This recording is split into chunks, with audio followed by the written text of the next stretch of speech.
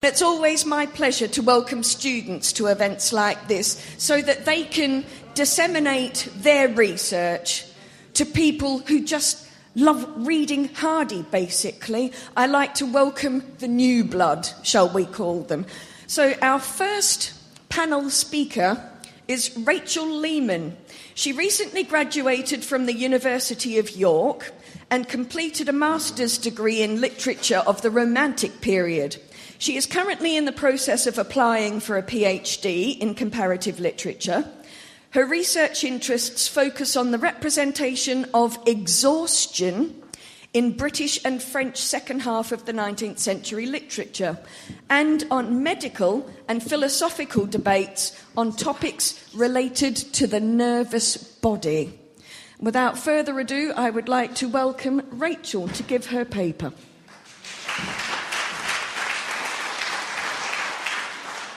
My paper will be on the Wessex Cosmos, or the Humboldtian conception of nature in Thomas Hardy's Far from the Madding Crowd. As I read this novel, what struck me was the imagining of the Wessex land as a subjectified and animated natural world. Precisely. Through the descriptions of a physiologically anthropomorphized landscape, this narrative seems to be embodying a conception of nature akin to the German philosophical current of the Naturphilosophie, a conception attempting to reconnect two detached worlds, that is, the human and the non-human world. The connection to an aesthetically romantic and intrinsically naturphilosophische perception of nature seems to be due to the display of the Wessex country as a cosmos which breathes and pulsates as one living organism. By naturphilosophisch, I mean a predominantly second half of the 18th century philosophical conception attached to German idealism and romanticism that regarded individual organisms and nature as one united entity. Naturphilosophie had a wide-ranging impact on artists' perception of the natural world. It came to influence the Romantics as well as certain late 19th century figures. These views did not limit themselves to the realm of literary works. Certain painters followed this conception as well. One can see, for example, in Caspar David Friedrich's landscape paintings, a unified organic structure where one can witness the inner self within nature's universal forms. The vein or nerve-like branches and twigs and the posture of trees create an inner and outer shape of the human body, which can also be paralleled with 17th, early 18th visual depictions of the human body as a microcosm. This type of physiognomy of nature, portrayed in Caspar Friedrich's landscape paintings, and more generally speaking, the naturphilosophische aesthetic conception of nature, seems to be echoed in Thomas Hardy's depiction of the pastoral Wessex in his Far from the Madding Crowd. By dint of Hardy's explicit naturalistic perspective, 19th century scientific discourses majorly related to Charles Darwin theories are incorporated within his narratives. As much as Hardy's closeness to Darwin's views has already been stressed out by scholars, there seems to be a linkage between Hardy and a certain German Naturphilosoph, Alexander von Humboldt, who first revolutionized the vision of nature as an organic cosmos of interconnected parts. After a brief description of Alexander von Humboldt's biography, the focus of this presentation will be on these two questions. What was Humboldt's conception of nature? And how might Humboldt's conception be mirrored in Thomas Hardy's depiction of the Wessex landscape? So Alexander von Humboldt, a late 18th and early 19th century German naturalist and polymath, remained a visionary researcher long before Charles Darwin. Despite the fact his name is not vastly known to the public, he was a visionary thinker and the most captivating and influential man of his time.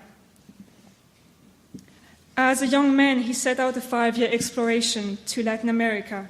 He returned with a new sense of the world, a conception of nature as a living whole, not a dead aggregate, as he put it. His 5-year journey across Latin America will shape his thinking and his observations that will constitute the foundations of his theories. Indeed, this memorable expedition may be regarded as having laid the foundation of the sciences of physical geography, plant geography, and meteorology. Humboldt meticulously and systematically measured natural phenomena with the most advanced instruments then available. He closely observed plant and animal species, not just in isolation. He also transcribed all elements in relation to one another. Humboldt was obsessed with measurements, but also believed in the power of imagination. His first and most stunning depiction of nature as an interconnected whole was his so-called Naturgemälde, or painting of nature. It was, as Humboldt later explained, a microcosm on one page. Already in 1807, Humboldt wrote, I quote, "I thought that if my Naturgemälde were capable of suggesting unexpected analogies to those who study its details, it would be capable of speaking to the imagination and providing the pleasure that comes from contemplating a beneficial as well as majestic nature." His findings in Latin America on geography and the natural sciences were elaborated in his well-known multi-volume work entitled Cosmos. Along with Cosmos, other of his works, such as Views of Nature and Essay on the Geography of Plants, sought to search for a unity in nature. Aside from his precise and quantitative approach to natural history, Humboldt's interest lay in the emotional and aesthetic responses to the natural world, to its appeal to our imagination and spirit. This aspect goes back to Friedrich Schelling's philosophy of nature. Schelling, like Humboldt, saw the necessity to grasp nature in its unity. In both their naturphilosophische views, there was no schism between the human and natural world, the internal and the external, the world of the self and the world of nature. This concept and understanding of nature, first brought by Schelling, deeply appealed to Humboldt, who went further into this concept with his idea of the natural world as an interconnected cosmos. Adopting the naturphilosophische position of monism, that is, its belief in an attribute's oneness and its rejection of a dualism of body and spirit, Humboldt's nature was depicted as a cosmos made of a unified network of integrally related parts. He was driven by a vision of integrative knowledge, that is, of science and art, by a curiosity to explore from a holistic vision the relations between elements and phenomena. In the introduction of his work, Cosmos, he states, "The principal impulse by which I was directed was the earnest endeavor to comprehend the phenomena of physical objects in their general connection, and to represent nature as one great whole." He continues later on, I quote, "Nature, considered rationally, that is to say, submitted to the process of thought, is a unity in diversity, a harmony blending together all created things. However dissimilar in form and attributes, one great whole animated by the breath of life." Instead of only looking at an individual organism, Humboldt now presented relationships between plants, climate, and geography. His aim was not simply to transcribe the physical structure of the natural world, but, as expressed in his own words, to arrive at a higher point of view from which all formations and forces reveal themselves as one living, internally active whole of nature. Nature had not only to be measured and analyzed. Humboldt believed that a great part of our response to the natural world should be based on the senses and emotions. As Humboldt perceived nature as a web of connected entities, he also saw its vulnerability. Humboldt became the first scientist to talk about harmful human-induced climate change. He warned that humans were meddling with the climate and that the exploitation of natural resources were to negatively impact the stability of the cosmos. Going more in depth into Humboldt's conception of nature, Humboldt greatly emphasized the importance of imagination to understand nature and the functioning of its organism. In a passage of his second volume of Cosmos, he asserts, I quote, "In order to depict nature in its exalted sublimity, we must not dwell exclusively on its external manifestations, but we must trace its image reflected in the mind of man." Humboldt's renderings of landscapes sought to reveal not only the material, what was visible, but also the aesthetic dimension of humanity's relationship to the natural world. Humboldt looked at land and plant vegetation with a painterly gaze. Artists, according to him, could suggest in their work that an abstract unity lay hidden underneath observable phenomena. Through his subjective and imaginative gaze, his aim was not to turn his audience into a mere spectator. If mankind ought to be part of this organic web, it needed to understand that it could fit in, feel the organic state of these other natural entities. The Physiognomy of Nature, a concept proposed as a subject of study in his book Views of Nature, was meant to demonstrate a deep bond between nature, even in its most extreme manifestations, and the human body. Humboldt's deployment of the term physiognomy in his writings emphasized the interconnectedness and unity of organic elements in the natural world. It not only appealed to the external appearance of natural entities, it also entailed an inner relationship with the human body, with his mind. His aim was to bridge the objective and the subjective in his observation of organisms. Sciences of his time were grounded in objectivity. Nature was measured, tested, and studied in fragments. Mankind did not see itself in nature. The subjective portrayal of nature provided by Humboldt constituted a revolutionizing way of seeing nature, of experiencing it, even of understanding it.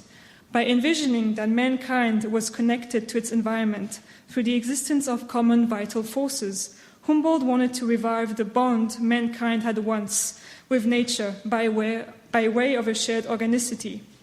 His imaginative subjective conception of nature defined Humboldt as a man ahead of his time, who understood how to bring mankind closer to nature, enabling them to experience and feel a part of it. This subjectification of nature was meant to allow people to see themselves in a world estranged to them.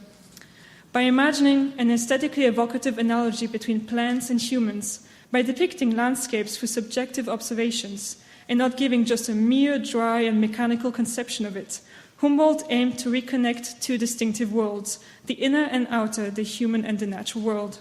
Although it seems Humboldt's views were not widespread in the Victorian literary field and seem to have been overshadowed by Darwin's theories, if one regards the literature of the late 19th century, one can find Humboldt's conception of nature in certain novels whose authors attempted to reconnect mankind with nature.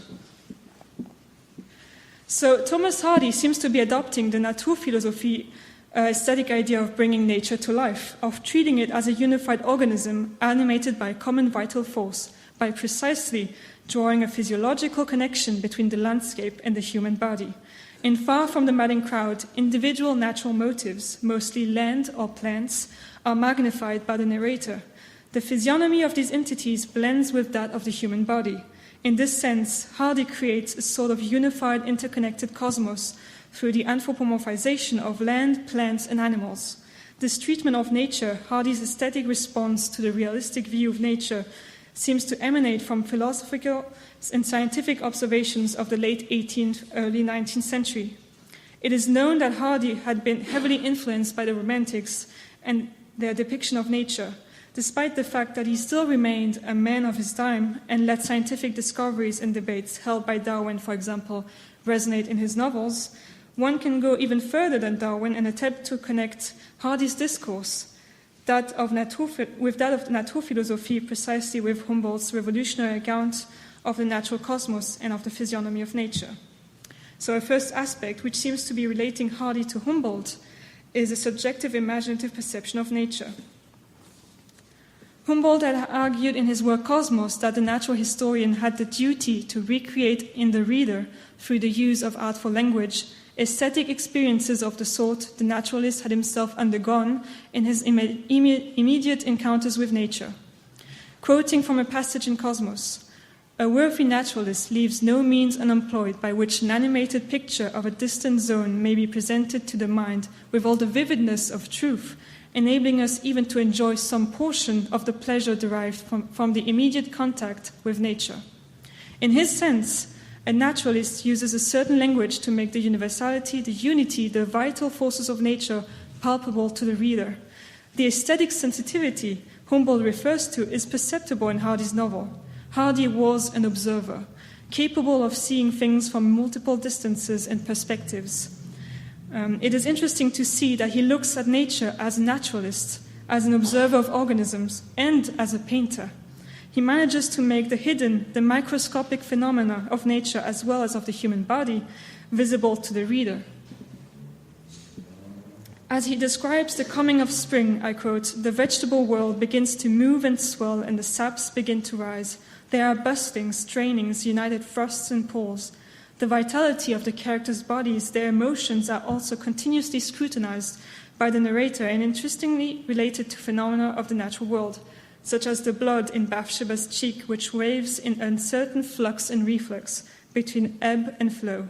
Or in Boldwood's case, it is said in chapter 48 that a great hope had latterly germinated in him, growing like a grain of mustard seed. The aim of these visual analogies seems to be to engage with the reader's imagination. Hardy had a certain ecological consciousness and was aware of the natural world. It is known that Hardy was familiar with the researches of the natural sciences, but also seemed fascinated with the inscription of the human in the natural kingdom and his interaction with plants and animals. For Hardy, it was not enough to register the merely human or material facts.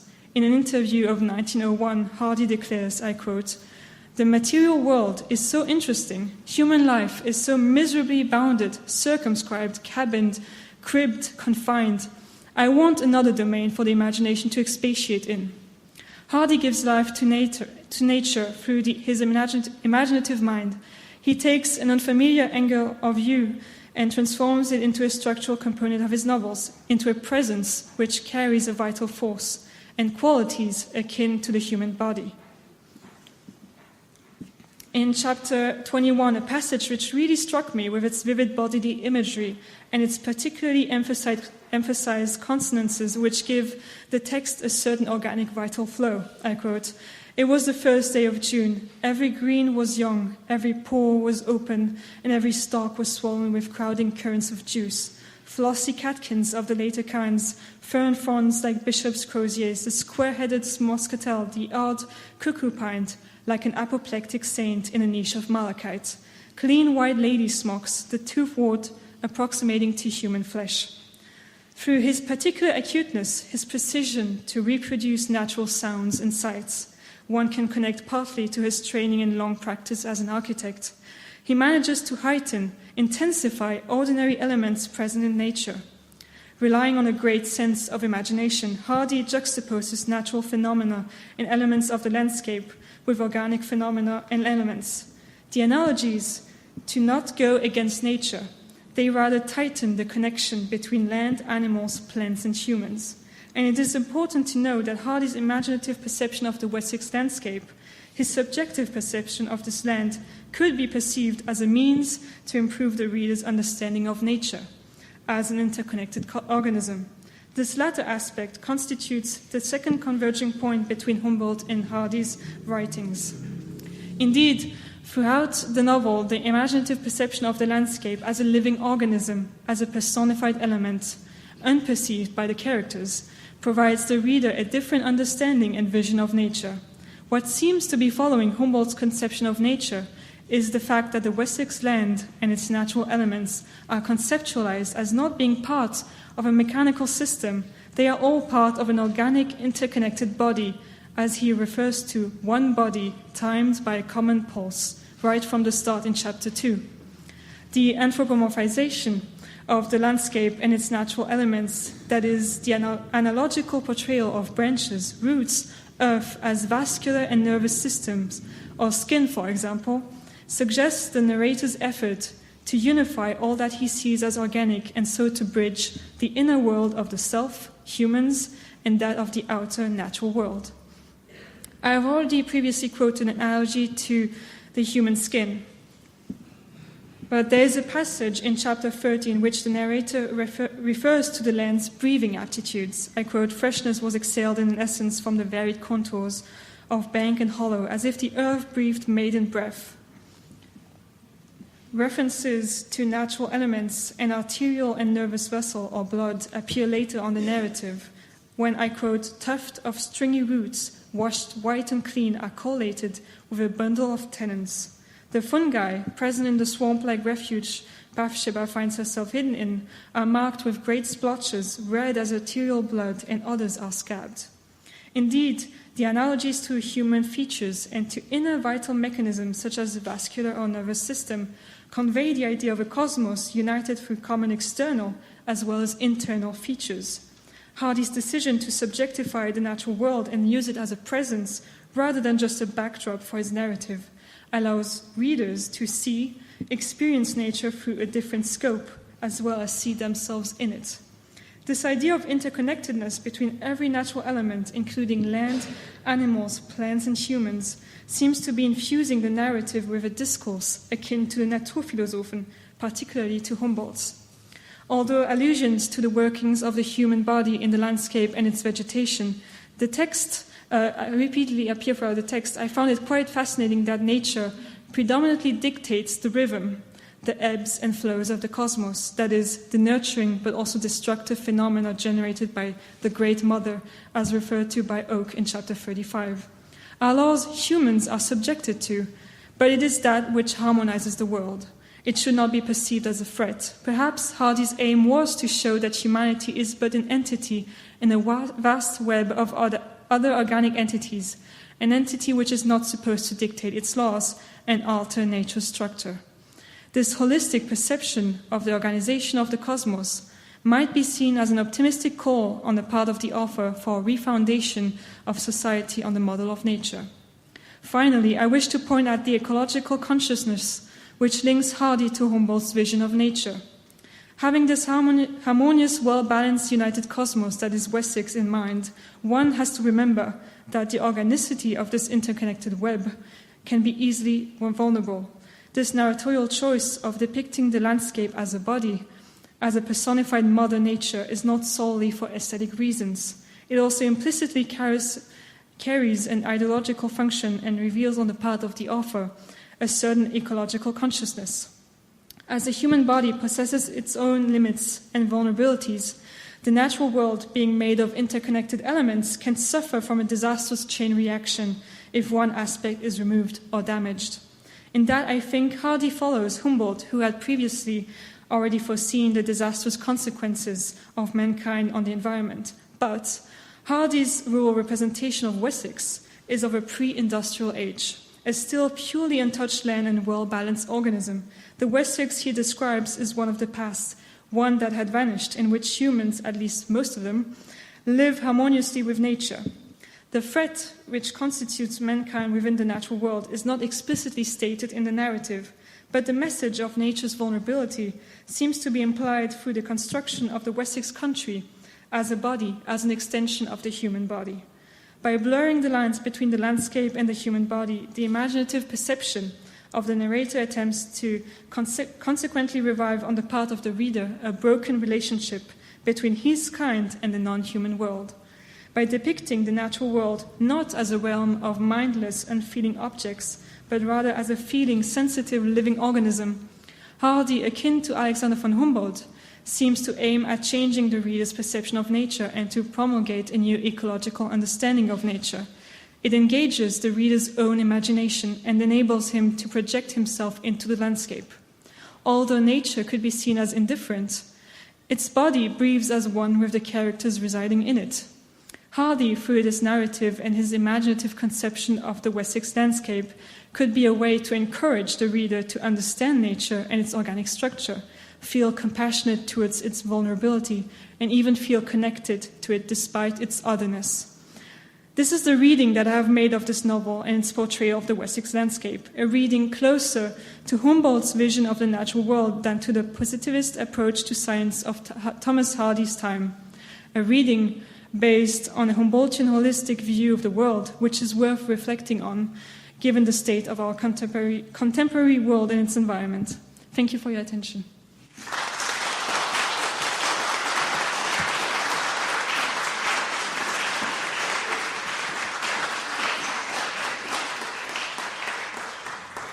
Thank you, Rachel.